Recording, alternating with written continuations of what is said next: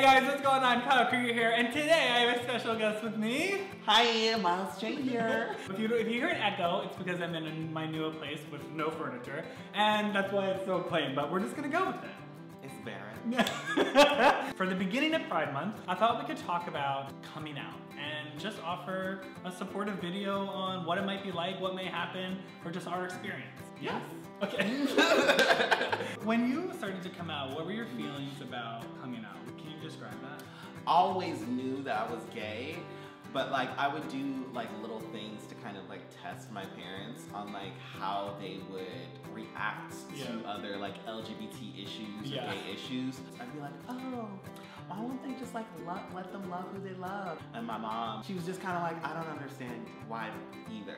Right. She was like, I'm not gay, but like that's not affecting my life. Yeah. So that kind of made it a lot easier for me to just be who I am in general. But I definitely still was scared because I came out like under pressure, basically. Oh really? Yeah, because I failed a PE class and I had to tell them why. I was just like, I just don't like interacting with the kids. And they kept asking me questions like, okay, so why don't you interact with the kids? I was like, because they don't like me. And they'd be like, why don't they like you? And I was like, because I'm different. And they're like, what makes you different? And I was like, because I'm gay! My mom straight up took me to lunch and she was like, how come you told everyone that you're gay and I'm the last person to know and I knew when you were 4? The gag. Come to dinner, listen. Yeah. Dang. She really did. And she was like, look, I just want you to know if anything were to happen that I love you no matter what, and that I don't know why you haven't told me that you're gay. I was the first one to know, but I just want you to know that I love you. And it was really sweet.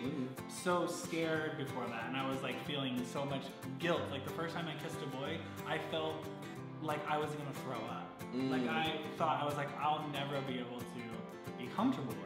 Who did you end up telling first? First person I came out to were like my friends at school. Yeah. You know, the people that were closest around me felt like I needed to make it known to them that, you know, hey everyone, I like guys, so. And it was always obvious because everyone always asked me, and I've always had like a really higher voice, and especially being black, you're expected to be like super hyper masculine, you know, play football, do a bunch of activities, get buffed by like 16, it's crazy. And I was like, I'm not doing that, so. And then one day some girl asked me and I was just like, yeah. What switched in your brain to be like, today's the day where I just say yes? I came out in 10th grade, so I'm in fucking high school. It's time for me to do like what I want and you know, come up with my own sense of style and start dressing the way I want to. Started like going to Hot Topic and like dressing out and like became emo scene, like all that other stuff. I was just like, okay, well, I'm the next person that asks, I'll just tell them, and then that'll be that, and she'll tell everyone else, and I won't have to worry about it ever again. And that's what happened. Have the mannerisms, like voice that I have, I feel like everyone knew before I knew. When I eventually told people, they were like, yeah, girl, we knew. No. Out loud, but I was an athlete, like the opposite of you. I played soccer my whole life. Like when I got to my college university, I wouldn't shower with the boys in the locker room because I felt like they didn't get to shower with girls, so why should I get to shower with boys? They were just like, how come you don't shower with them? They asked that? Yeah, shower time is so fun. We like want you to be here. It was like preseason, and they were like, is it because you're gay? And I was like, oh! Anyway, what do you mean? Yeah. Why aren't you in the showers with us?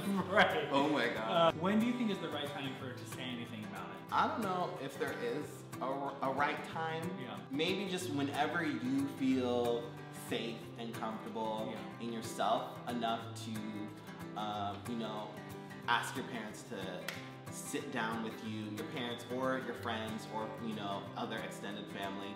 Hey, I have something to tell you. Yeah. I have a boyfriend. Or actually, just tell them that you're gay. I don't know if you should tell them that you have a boyfriend. Because that could lead into a whole other conversation. Are you having sex? What does that mean? I don't understand. Don't do that. Don't tell them that you're dating anyone if you're dating someone. If you think that your family is not going to be accepting of you, then maybe you wait a little bit. And maybe you just keep it in your small core support group of people that do care about you and do love you and do support you. And then eventually you can tell your family when your support system is a little stronger. Like what were the feelings that you were feeling that kept you in the closet for so long? Because for me it's feelings, I think. Yeah. It's the things that you tell yourself. It's the like internalized the messages that you see from the outside and you start to internalize them. Right. Because I didn't know that being gay was a thing until I got to middle school. When it finally came time for me to like learn the actual name, I was like, oh, okay, this is a thing.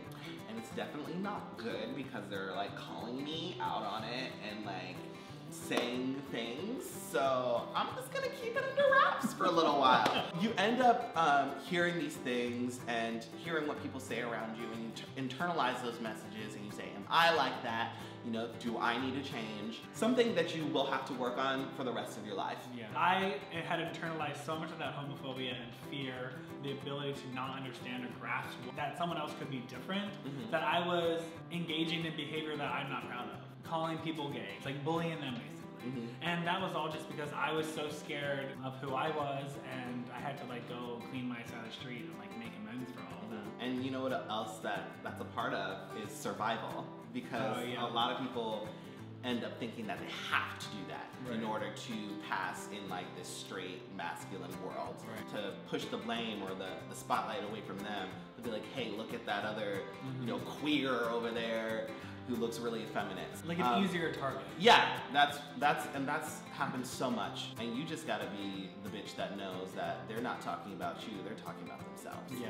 And like, and if you're an ally and you happen to hear hate speech like that, no matter if it comes from a religious source or from someone next to you on the train or from, you know, your friends at school, that you stop that and it's dead in its tracks and be like, that's unacceptable no matter where it is. So, call it out. Yeah. Make sure that you surround yourself with people in your chosen family who support you. Your best friends, whether it be at school or on your teams or whatever. That way, if your family does decide not to be as supportive, that you still have friends that you can go to in your chosen family who can help you get through this process. Tell them about your social media. Oh, you can find me on Miles J, MilesJai Productions here on YouTube, and Miles J everywhere else. So. And I'll put it down here so you can see it. And you can follow me on Instagram and Twitter too at Krieger Hair.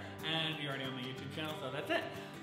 Yeah. You're already here. Yeah, go check out more stuff. Thank you so much. It was so nice. Thank you for having me. Yeah. I love this discussion. It was everything. I hope you guys enjoyed. Bye guys. See ya. Bye.